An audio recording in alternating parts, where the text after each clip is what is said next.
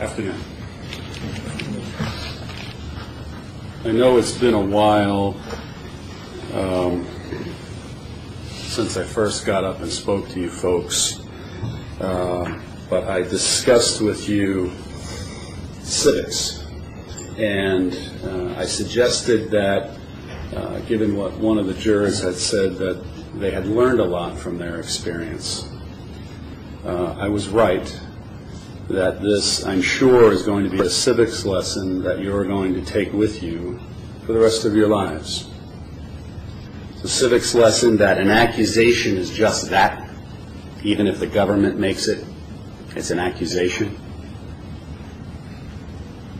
You learned, and it's been reinforced to you, about the presumption of innocence in our citizens, that you folks, the jurors, are absolutely vital to the checks and balances that we learned back in civics class. That this process is a test of the government's accusation. That's what it is. That if the government fails in meeting its very high burden of proving each element of their accusation, that the accused need prove nothing. Why? Because of the presumption of innocence. I want to start something. Can I get this?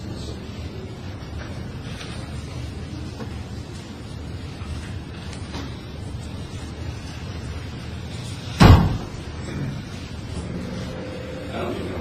It's going to be used enough.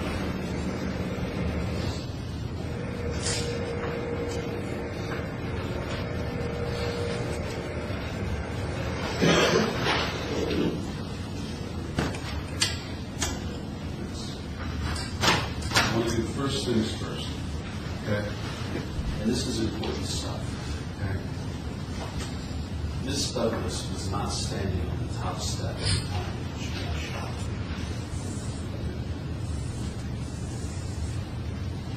This is my crude drawing. Here's the jealousy windows. Here's the bullet. Okay? Here's the top step where the door sits. Remember, the door is elevated. I asked the question about height. This is 29 inches. Bullet hole from the top step. But remember, right after Miss Casey, there's two 8-inch steps. And then there's another gap. You can look at the photos. And this is 6 inches. So we have 8 inches up, another 8 inches up, and another 6 inches up. That's 22 inches to the floor of the driveway. Okay. So from the floor of the driveway itself, to the bullet hole, this measurement, these two added together, is 51 inches. Okay? 51 inches is 4 feet 3 inches. Now, she was shot in the chest, remember? It's about 14 inches from the top of her head to where the bullet landed. The 14 inches and the 4'3", the 51, is 5 feet 5 inches. That's because she was standing down here at the bottom on the driveway at the time she got shot. Those men are standing up on that top step trying to get in at the time the shot happened. Otherwise, if she's standing here, she shot 29 plus the 6, right? 35 inches. We can see the mark somewhere around her belly button. If she was where they're trying to tell you she was. And where these witnesses that they put in here trying to tell you where she was. See, this tells you, that's why I asked it, how tall she was. This is unbiased stuff. She was not at that door at the time the shot happened. Look at the photo. And they're not pleasant to look at, but we have to, and we talked about that. If you see when she fell, and all the testimony was she fell straight back. Gary Harrell asked, did she ever move? No. Her feet are where? It's on the ground, on the driveway. If she was where these folks are telling you she was, if she fell straight back, she would be laying on at least one of these steps. Her calf would be. That's not how she's found. She's found flat on the driveway. Her feet are. That's because she was standing right there at the time she was shot. She, while these two people, one to the left with his arm in, Jenkins, Cameron on the other side, she's a bystander standing here, bullet comes through the middle. Just missing Jenkins, just missing Cameron, hitting her as a bystander.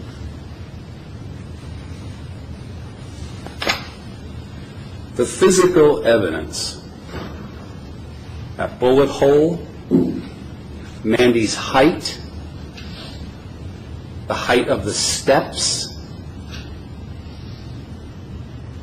that stuff can't lie. It can't fudge an answer. It can't make things up. Doesn't hem and haw when asked. And it doesn't blame other people. In a word, it's reliable. Mr. Bowen discussed the weighing the evidence instruction. Mr. Zahash alluded to it too. What's the point of this stuff? What's the point of the judge's instruction? Well, it's to help you folks. The judge gives you these tools to help you decide what evidence is reliable. That's the point of it. That's why the judge is giving you the law. That's why we have this tool for you folks to help determine what evidence is reliable, if any. This law is applicable to this case. That's why Judge Maxwell is going to read it to you. Now, I'm not going to go through all of those folks, and as it applies here, we'd be here forever. Is Mr. Bowen making excuses for them? Oh, they were in different places. I wasn't really able to see. I didn't hear that from that stand. You know, Mr. Zahash, I just couldn't see that, so I don't know the answer. Why is he making excuses for their sworn testimony? Why? Is it proved the witness has been convicted of a crime? That's one of the tools the judge is going to read you. Why? Does that mean he's more reliable? No. Was the witness honest and straightforward in answering the attorney's questions? This is a tool you folks have. I suggest to you that if your answer is yes to that, that means the witness is less reliable. Did the witness have an accurate memory? I mean, Mr. Zahash gave you a highlight of that. You were here. You saw all of it. Oh, because Mr. Jenkins says that Mandy said something, that the government wants you to say, well, that must go off. He said it happened. He said that Mandy said, I'm here. Okay, so we're supposed to believe them when it's convenient for them. That's what he wants you to do. Believe Mr. Jenkins. Believe Mr. Cameron. Believe Ms. Luzier.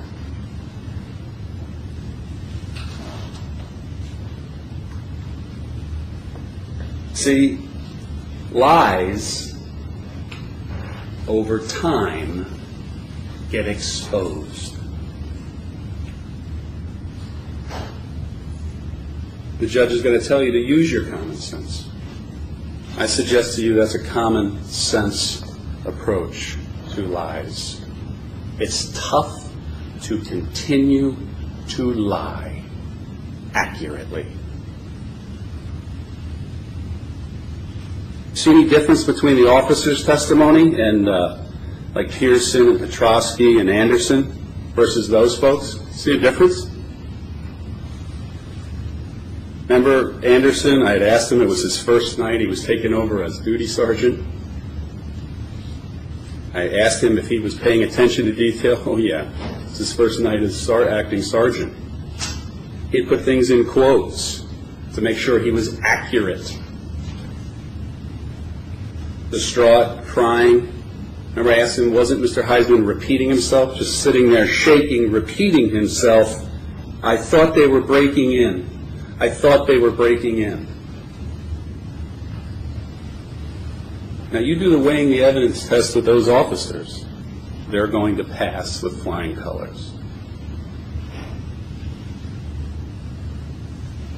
Miss Luzier, I suggest, broke down when she was confronted by Mr. Zahash with the truth.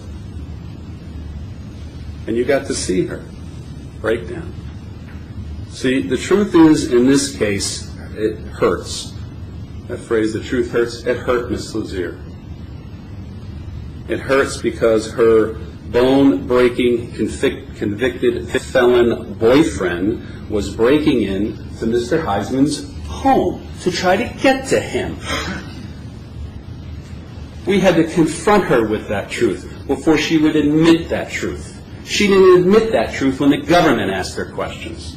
We had to confront her with the truth. And she said to Mr. Zahash, reluctantly crying, yes.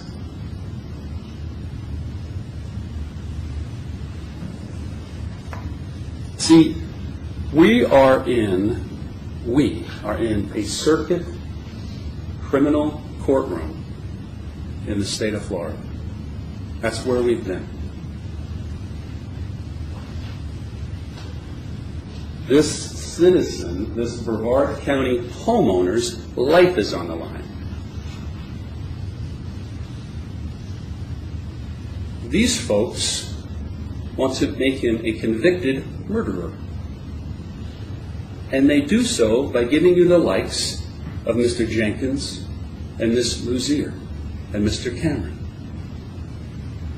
We are supposed to be getting to the truth in this room. Aren't we?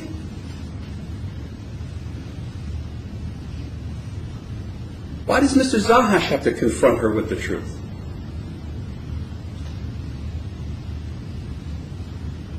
We're not supposed to be making things up in this room. We're not supposed to be blaming court reporters.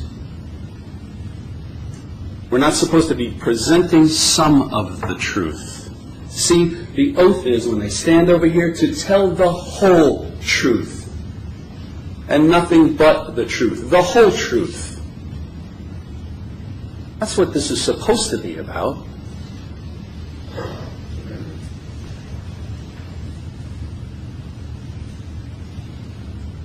Where is the broken wood piece of frame from that man's home? Where is it?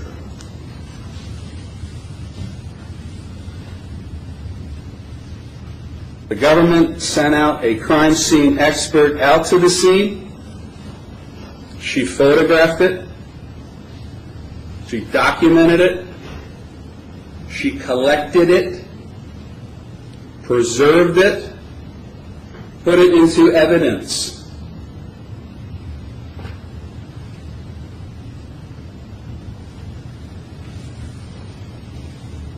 I asked her, where is it?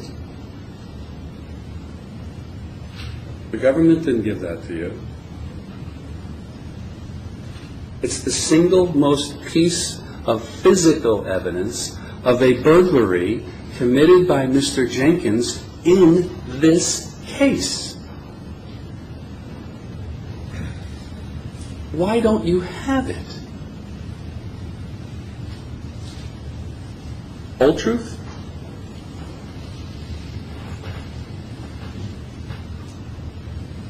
See, broken window frames like that can't lie,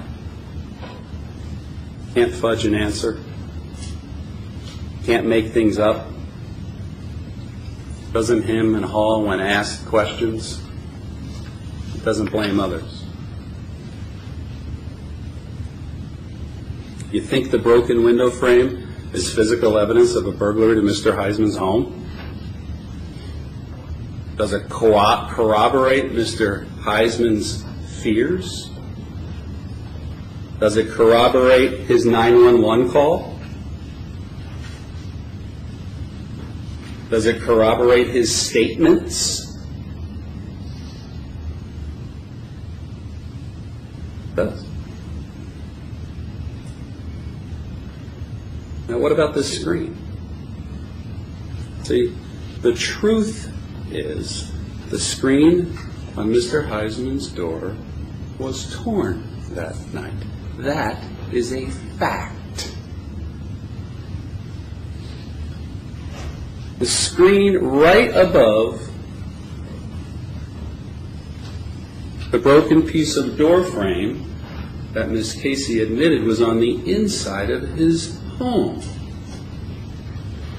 Why didn't the government ask Miss Casey one single question about that torn screen and its proximity or relation to the lock? Why?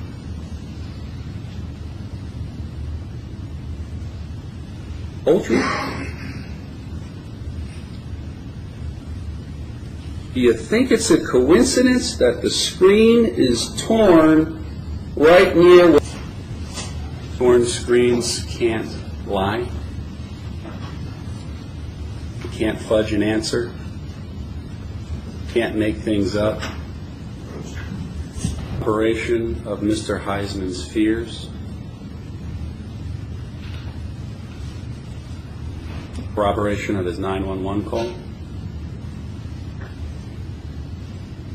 Now, let me show you something.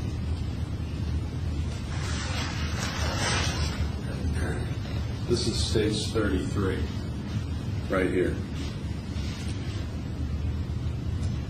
Mr. Jenkins conveniently told you folks he got the tire iron. Oh, I got it after the gunshot. That's what he told you. He told us, well, he was standing by the door. He was standing by the door. Remember him saying that? Well, wrong. Where was it found? Remember when I asked Miss Casey?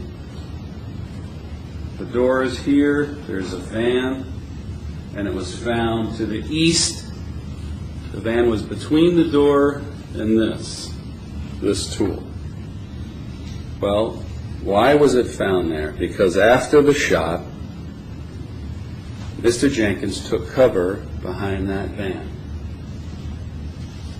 right to the right front tire. What do you think he had in his hand? Nowhere in that 911 call are you going to hear him start a car, go in a car, go to a car to get this item after the shot. This is a perfect burglary tool. And nobody's suggesting they're going in to pry the door open. Why do you need to pry a door open when the keys are right there? Mr. Bowen hasn't told you how the wood frame was broken. He hasn't told you that.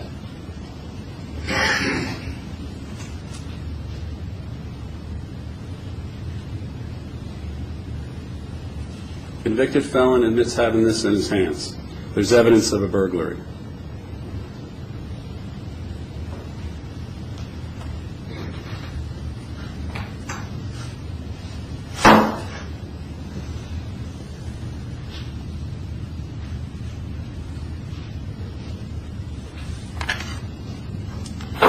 What Agent Hine, he was the last guy when we watched that videotape. It's important for you to understand what he said to Brian on that videotape. That's not what the law is. Judge Maxwell will give you the law. He talked about warning. Mr. Bowen mentioned it. Well, he didn't warn anybody. You don't have to warn anybody. Don't be misled by that. Well, how come you didn't warn them? Why didn't you say anything? Hey, I got a gun. You don't have to in Florida. You will not hear that from Judge Maxwell, that before you shoot somebody while you're in your home, you must warn them. You won't hear that. That is not the law in this state. The law doesn't come from Agent Hine, and it doesn't come from Mr. Bowen. It comes from Judge Maxwell. There is no duty to warn when you are in your home.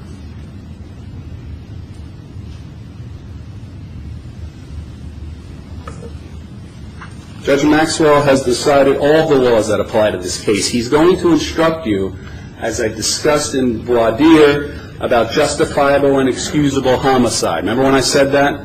And we asked people if that was a law that they could follow, if Judge Maxwell is going to read it. Well, guess what? He is going to read it. And you listen to it. And he's going to tell you that it is, in fact, lawful to kill somebody in the state of Florida under certain circumstances. He's going to list them for you.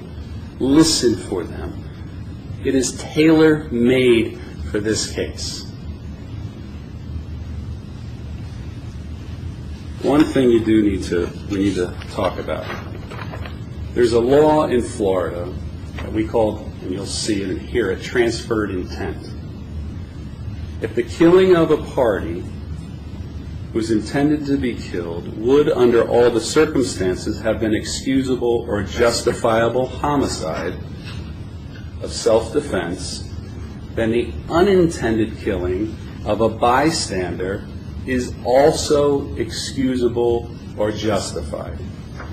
If someone's coming at me and in self-defense I kill them and it's excusable or justifiable, or if I shoot and I miss my intended assailant, and there's a person across the street or anywhere, there's no distance issue, and they get killed when they weren't the aggressor, if you find that my attempt to kill that person who's coming at me is excusable, then the killing of that bystander is also excusable or justifiable. It's a very important law that applies to this case, because when Mandy is standing here not breaking into the home with these guys, I suggest to you he shot at the guys that are breaking his home. And the wrong person got hit. The bystander got hit. It's Douglas. That's why Mr. Salamash is told it's a tragedy. It's important that you understand that if you find that he was justified, or the killing was excusable as to one of these guys, it transfers to Mandy. It's an important part. Judge Maxwell has decided that that law applies to this case. That's why he will read it to you.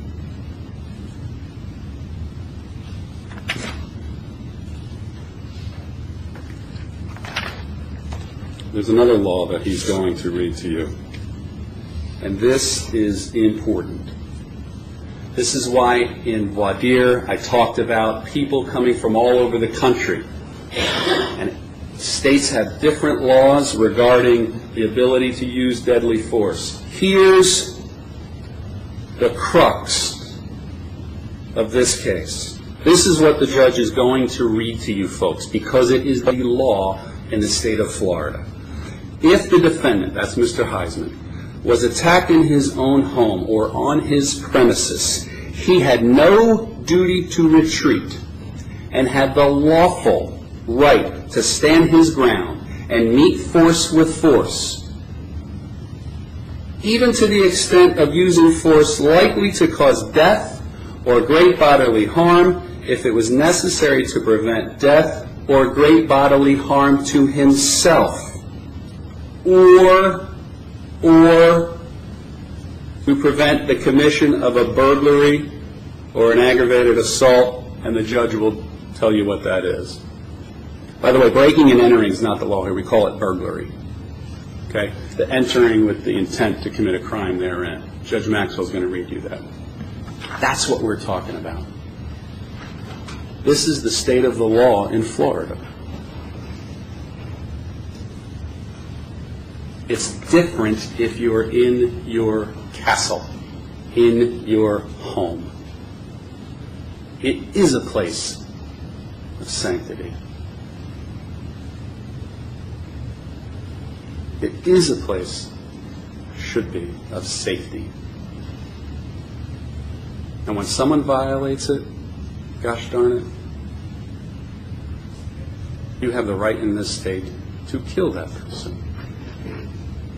That's the law.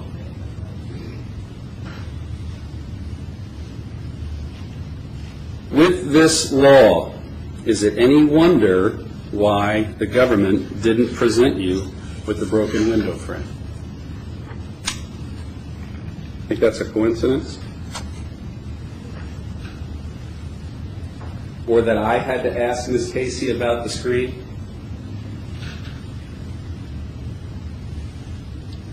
Think that's a coincidence? See, with this Florida law, your job as a juror is much, much easier. Mr. Heisman had the lawful right to stand his ground and meet force with force, including deadly force. And you folks were selected in part because you all swore to us that you would uphold the law, as Judge Maxwell will read it to you, regardless of your personal feelings about that law. Now, the government has chosen to accuse Mr. Heisman of killing while demonstrating a depraved mind. And then the judge is going to define that for you. In part, they have to prove beyond a reasonable doubt that it was done from ill will, hatred, spite, evil intent. Do you folks remember his 911 tape? Mr. Bowen has suggested to you that that's evidence of motive? Motive? Depraved mind? Evil intent? What you heard on that 911 tape is a person with an anguished mind. It was a person pleading with God to help Mandy.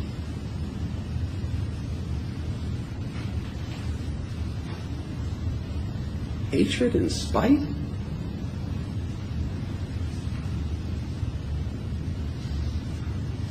There are people out there who do those things. I suggest to you the evidence in this case says he's not one of them.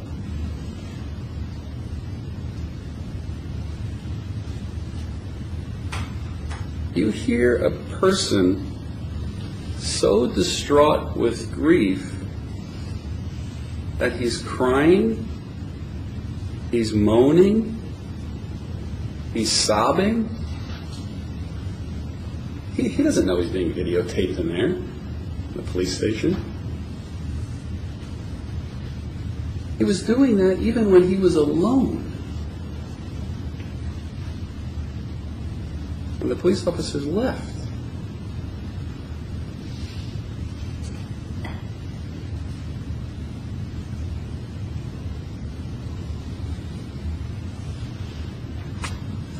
If any one of you folks goes back in that room and has one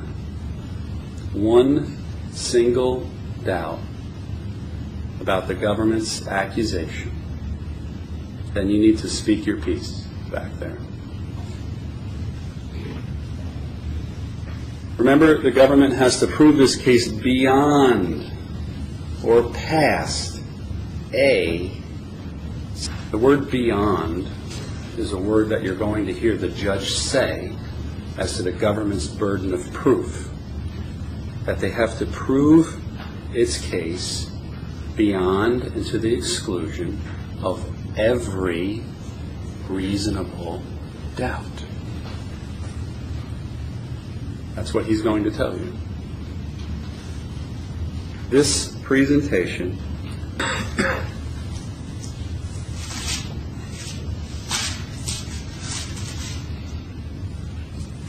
just so there's no confusion, I can't see all the jurors. I can take it now. Just so there's no confusion, counsel said single doubt, that doubt would have to be a reasonable doubt, not just a mere possible doubt, speculative, imaginary, or forced doubt. So, bear in mind, it's a reasonable doubt. All right? Thank you, Judge. Let me continue. Yes, sir. The presentation that the government gave to you in this case, with the testimony, the law as it is in Florida, your common sense, and the unbiased physical evidence in this case, it is part of the civics lesson. It doesn't even come close to beyond a reasonable doubt. It doesn't even come close.